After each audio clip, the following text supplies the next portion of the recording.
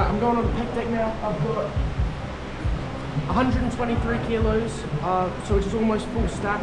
I'm going to do one top set and then a couple of back offs, and then I'm going to go do incline. So let's get this. One time in my life I felt that. What was my purpose? And sometimes you graduate out of high school, you look for that job, you look for that career, college, degree, you still question, is this my purpose? I want to talk to you about the center, your center, your purpose. One question that I always ask myself, even as I would always ask myself, is your purpose. What's your purpose for living? Do you know your purpose? What you're created to do? Do you know what that is? A lot of people live their entire lives not knowing. Entire lifetime not being happy because they feel as though they're not fulfilling their purpose. It's pretty awesome. One piece of advice that I can give to you to find your purpose is to spend time with yourself. Spend time away from distractions, away from people who distract you, who take your time away from you. Now, when you talk about taking time away from you, I'm talking about taking time away from the things that you may enjoy. You may used to write, you don't do it anymore. You may used to sing, you don't do it anymore. You may used to read books and you don't do it anymore.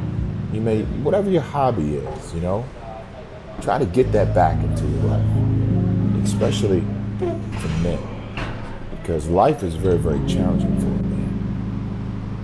They expect us to be leaders. When I say they, I'm talking about God created a man to be a leader, to be a fighter, to set examples in his home, his house, for his wife, for his kids, for other men around him that look up to him. And how can you do that if you don't know what your true purpose is? Or if you're not happy with yourself and your position, where you're at? Yes! Come on!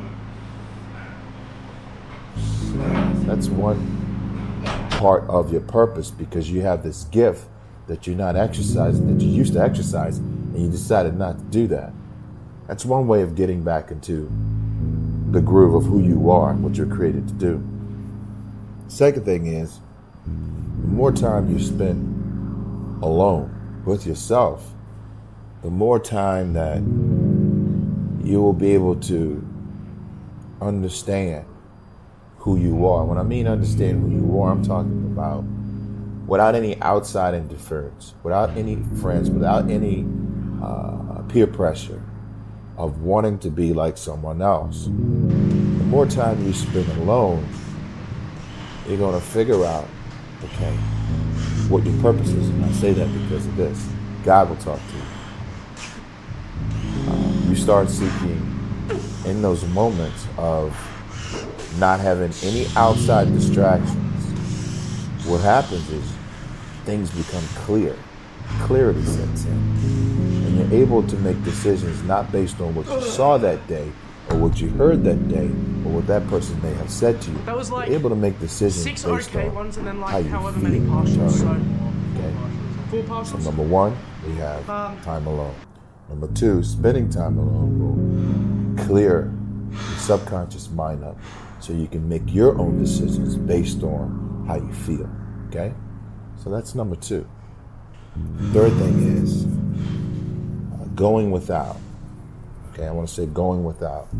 That means there's times where you can go without your friends, you can go without going out, you can go without other people around you. Okay? going without eating, going without this, going without that. There's a thing in the Bible that says, when you fast for a purpose. You fast because things become clear in your life. And this is so true. Whenever I go on a diet for bodybuilding and start eating strict, I start seeing things a lot clearer. My decisions are clear. I can hear things a lot clearer in my life. Directions and certain things that God wants me to do, it becomes clear to me.